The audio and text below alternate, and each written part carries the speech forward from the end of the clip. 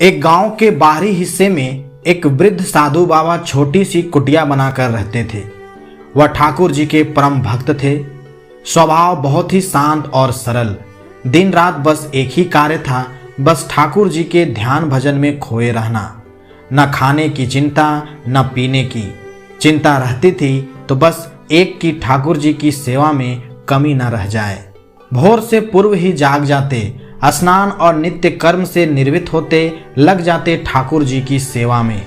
उनको स्नान कराते, धुले वस्त्र पहनाते, चंदन से तिलक करते, पुष्पों की माला पहनाते, फिर उनका पूजन भजन आदि करते। जंगल से लाए गए फलों से ठाकुर जी को भोग लगाते। बिल्कुल बैरागी थे, किसी से विशेष कुछ लेना देना नहीं था।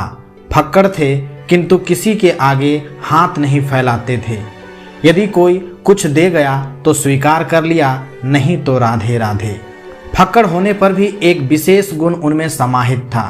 उनके द्वार पर यदि कोई भूखा व्यक्ति आ जाए तो वह उसको बिना कुछ खिलाए नहीं जाने देते थे। कुछ नहीं होता था तो जंगल से फल लाकर ही दे देते थे, किंतु कभी किसी को भूखा नहीं जाने दिया। यही स्थिति ठाकुर जी के प्रति भी थी। उनको इस बात की सदैव चिंता सताती रहती थी कि कहीं ठाकुर जी किसी दिन भूखे ना रह जाए। उनके पास कुछ होता तो था नहीं, कहीं कोई कुछ दे जाता था तो भोजन बना लेते थे, अन्यथा वह अपने पास थोड़ा गुड़ अवश्य रखा करते थे। यदि भोजन बनाते थे तो पहले भोजन ठाकुर जी को अर्पित करते, फिर स्वयं ग्रहण करते, किंतु यदि कभी भोजन नहीं होता था तो गुड़ से ही काम चला लेते थे। थोड़ा गुड़ ठाकुर जी को अर्पित करते और फिर थोड़ा खुद खाकर पानी पी लेते थे। एक बार वर्षा ऋतु में कई दिन तक लगातार वर्षा होती रही। जंगल में हर ओर पानी ही पानी भर गया। जंगल से फल ला पाना संभव नहीं रहा। उनके पास रखा गुड़ भी समाप्त होने वाला था। अब बाबा जी को बड़ी चिंता हुई। सोचने लगे, यदि वर्षा इसी प्रकार होती रही तो मैं जंगल से फल कैसे ला पाऊंगा, ठाकुर जी को भोग कैसे लगाऊंगा। गुड़ भी समाप्त होने वाला है, ठाकुर जी तो भूखे ही रह जाएंगे, और यदि द्वार पर कोई भूखा व्यक्ति आ गया तो उसको क्या खिलाऊंगा। यह सोचकर वह गहरी चिंता में डूब गए। उन्होंने एक निश्चय किया कि अब से मैं कुछ नहीं खाऊंगा, जो भी मेरे पास है वह ठाकुर जी और आने वालों के लिए रख लेता हूँ। ऐसा विचार करके उन्होंने कुछ भी खाना बंद कर दिया और मात्र जल पीकर ही गुजारा करने लगे, किंतु ठाकुर जी को नियमित रूप से भोग देते रहे। बाबा जी की भक्ति देखकर ठाकुर जी अत्यंत प्रसन्न हुए, किंतु उन्होंने उनकी परीक्षा लेने का विचार किया। 2 दिन बाद ठाकुर जी ने एक वृद्ध ब्राह्मण का रूप धारण किया और उनकी कुटिया में उस समय पहुंचे जब तेज वर्षा हो रही थी। वृद्ध ब्राह्मण को कुटिया पर आया देख साधु बाबा बहुत प्रसन्न हुए और उनको प्रेम पूर्वक कुटिया के अंदर ले गए। उनको प्रेम से बैठाया, कुशल क्षेम पूछी।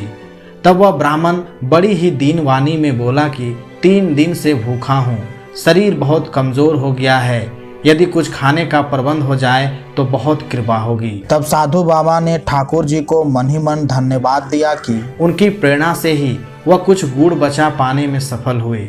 वह स्वयं भी 3 दिन से भूखे थे, किंतु उन्होंने यथासंभव गुड़ और जल उस ब्राह्मण को अर्पित करते हुए कहा कि श्रीमान जी, इस समय तो इस कंगले के पास मात्र यही साधन उपलब्ध है, कृपया इसको ग्रहण करें। बाबा की निष्ठा देख ठाकुर जी अत्यंत प्रसन्न थे, किंतु उन्होंने अभी और परीक्षा लेने की ठानी। वह बोले, इससे मेरी भूख भला कैसे मिटेगी, यदि कुछ फल आदि का प्रबंध हो तो ठीक रहेगा। अब बाबा जी बहुत चिंतित हुए।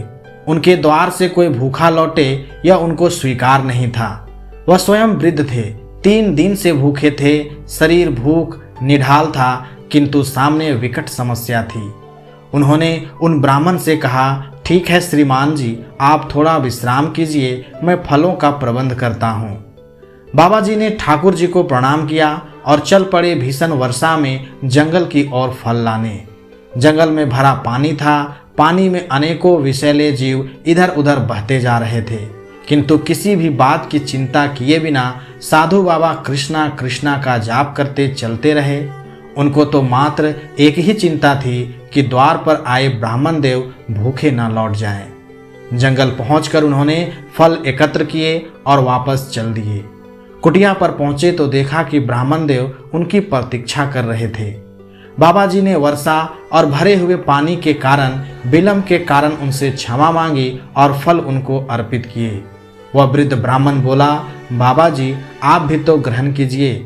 किंतु वह बाबा जी बोले, क्षमा करें श्रीमान जी, मैं अपने ठाकुर जी को अर्पित किए बिना कुछ भी ग्रहण नहीं करता। यह फल मैं आपके लिए लाया हूँ, मैंने इनका भोग ठाकुर जी को नहीं लगाया है। तब वह ब्राह्मण बोला, ऐसा क्यों कह रहे हैं आप? ठाकुर जी को तो आपने अभी ही फल अर्पित किए हैं। बाबा बोले, अरे ब्राह्मण देव क्यों परिहास कर रहे हैं, मैंने कब अर्पित किए ठाकुर जी को फल? तब ब्राह्मण देव बोले, अरे यदि मुझ पर विश्वास नहीं तो जाकर देख लो अपने ठाकुर जी को, वह तो तुम्हारे द्वारा दिए फलों को प्रेम पूर्वक खा रहे हैं। ब्राह्मण देव की बात सुनकर बाबा जी ने जाकर देखा तो वह सभी फल ठाकुर जी के सम्मुख रखे थे जो उन्होंने ब्राह्मण देव को अर्पित किए थे। वह तुरंत बाहर आए और आकर ब्राह्मण देव के पैरों में पड़ गए और बोले, कृपया बताएं आप कौन हैं?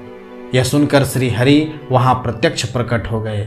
ठाकुर जी को देख वह वृद्ध बाबा अपनी सुध-बुध खो बैठे, बस ठाकुर जी के चरणों से ऐसे लिपटे मानो प्रेम का झरना बह निकला हो। आंखों से आंसुओं की धारा ऐसे बहे जा रही थी जैसे कुटिया में ही वर्षा होने लगी हो। ठाकुर जी ने उनको प्रेम पूर्वक उठाया और बोले, तुम मेरे सच्चे भक्त हो, मैं तुम्हारी भक्ति, तुम्हारी निष्ठा और प्रेम से अभिभूत हूँ। मैं तुम्हारी प्रत्येक इच्छा पूर्ण करूँगा, कहो क्या चाहते हो? किंतु साधु बाबा की तो मानो वाणी ही मारी गई हो, बस अश्रु ही बहे जा रहे थे। वाणी मौन थी। बहुत कठिनता से स्वयं को संयत करके बोले, हे नाथ, जिसने आपको पा लिया हो उसको भला और क्या चाहिए? अब तो बस इन चरणों में आश्रय दे दीजिए। ऐसा कहकर वह पुनः ठाकुर जी के चरणों में गिर पड़े।